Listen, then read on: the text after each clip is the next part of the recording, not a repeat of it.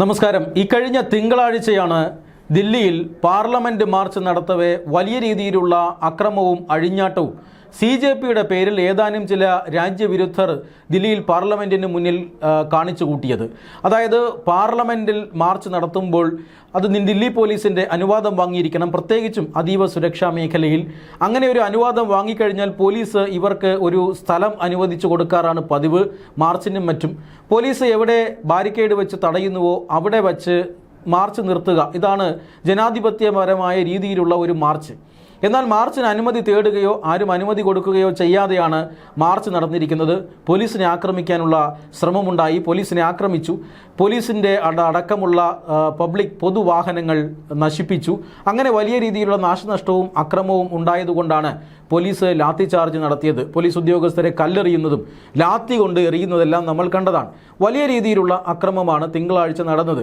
ഇനി അങ്ങോട്ട് ഇത്തരത്തിലൊരു അക്രമം കൈവിട്ടു പോകരുത് കാര്യങ്ങൾ എന്ന നിലയിലാണ് ദില്ലിയിലെ പുതിയ ക്രമീകരണങ്ങൾ. ദില്ലിയിൽ കടുത്ത നിയന്ത്രണങ്ങൾ ഇപ്പോൾ ഏർപ്പെടുത്തിയിരിക്കുകയാണ്.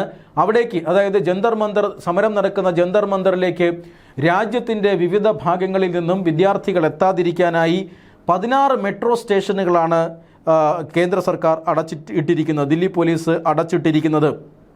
മാത്രമല്ല, ക്രമസമാധാനം ഉറപ്പുവരുത്തുന്നതിനും ഈ പറയുന്ന പ്രക്ഷോഭകരെ വറുതിക്ക് നിർത്തുന്നതിനും ബംഗാളിൽ നിന്നും 20 കമ്പനി CRPFനെയാണ് ഇപ്പോൾ ഇറക്കിയിരിക്കുന്നത്. നമുക്കറിയാം, ബംഗാളിൽ തെരഞ്ഞെടുപ്പിൽ വലിയ രീതിയിലുള്ള കേന്ദ്ര സേനാ വിന്യാസമാണ് നടത്തിയത്.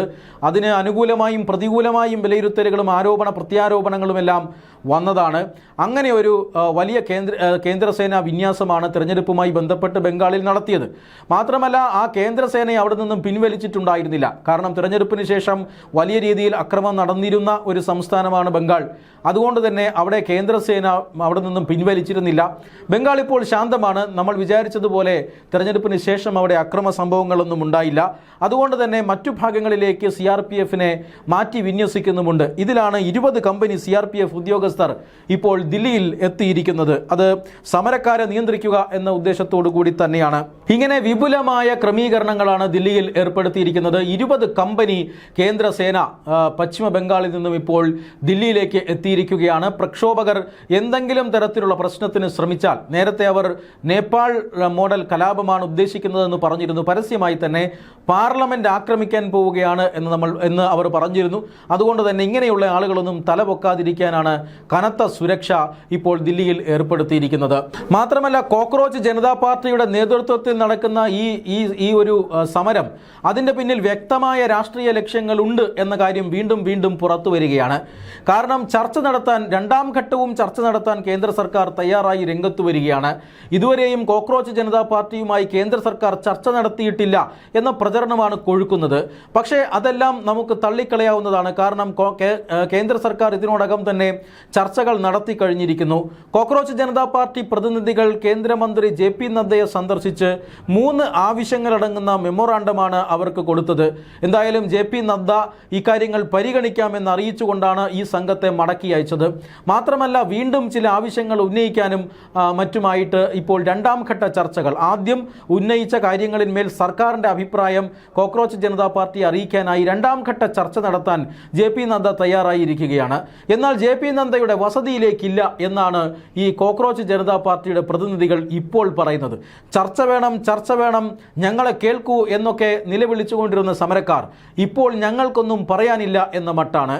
അതായത് JP നദ്ദ ചർച്ചയ്ക്ക് വിളിക്കുന്നു, അങ്ങനെ ചർച്ചയ്ക്ക് വിളിച്ചാൽ ശരിയാവില്ല, ഇങ്ങോട്ട് വന്നാൽ മതി, അങ്ങോട്ട് വരാൻ തയ്യാറല്ല എന്നൊക്കെ പറഞ്ഞ് ഇപ്പോൾ വെല്ലുവിളിക്കുകയാണ് കോക്രോച്ച് ജനതാ പാർട്ടി. എന്തായാലും കനത്ത സുരക്ഷാ സന്നാഹമാണ് ദില്ലിക്ക് മുകളിൽ അല്ലെങ്കിൽ ദില്ലിയിൽ ഒരുക്കിയിരിക്കുന്നത് എന്ന് വ്യക്തമാണ്. തിങ്കളാഴ്ചത്തെ പോലുള്ള സംഭവ വികാസങ്ങൾ ആവർത്തിക്കാതിരിക്കാനുള്ള എല്ലാ മുൻകരുതലുകളും എടുത്തിട്ടുണ്ട്. അതേസമയം രാഹുൽ ഗാന്ധിയും സഹോദരി പ്രിയങ്കയും ജന്തർ മന്ദറിലേക്ക് പോകുന്നു എന്ന വിവരം വരുന്നുണ്ട്. മാത്രമല്ല, കഴിഞ്ഞ ദിവസം രാഹുൽ ഗാന്ധിയുടെ നേതൃത്വത്തിൽ MP മാരും അതുപോലെ തന്നെ മുഖ്യമന്ത്രിമാരും മറ്റ് ജനപ്രതിനിധികളും ഒക്കെ അടങ്ങുന്ന ഒരു സംഘം പ്രധാനമന്ത്രി മുഖ്യമന്ത്രിയുടെ വസതിക്ക് മുന്നിൽ കുത്തിയിരിപ്പ് സമരം നടത്തിയിരുന്നു. ആ കുത്തിയിരിപ്പ് സമരത്തിനിടയിലും സ്ഥിതിഗതികൾ ശാന്തമാക്കാനായി കേന്ദ്ര സർക്കാരിൻ്റെ ഇടപെടൽ വന്നിരുന്നു. മന്ത്രി ജിതേന്ദ്ര സിംഗ് നേരിട്ടെത്തിയാണ് ഈ പ്രതിഷേധിക്കുന്ന നേതാക്കന്മാരുമായി ചർച്ച നടത്തിയത്. ആ ചർച്ച അലസിപ്പിച്ചതിലും രാഹുൽ ഗാന്ധിക്ക് കൃത്യമായ പങ്കുണ്ട് എന്ന് ജിതേന്ദ്ര സിംഗിൻ്റെ ഇന്നലത്തെ പ്രസ്താവന വ്യക്തമാക്കുന്നതാണ്. ജിതേന്ദ്ര സിംഗിൻ്റെ പ്രസ്താവനയെ ഇതുവരെ രാഹുൽ ഗാന്ധി തള്ളിപ്പറഞ്ഞിട്ടുമില്ല. അതായത് ഈ ചർച്ച നടത്താനായി വന്ന ജിതേന്ദ്ര സിംഗ് എന്താണ് രാഹുൽ ഗാന്ധിയുടെ ഡിമാൻഡ് എന്ന് ചോദിക്കുന്നു. അത് പാർലമെന്റിൽ ഈ വിഷയം ചർച്ച ചെയ്യണം എന്ന ഡിമാൻഡ് മാത്രമാണ് രാഹുൽ ഗാന്ധി ഉന്നയിച്ചത്.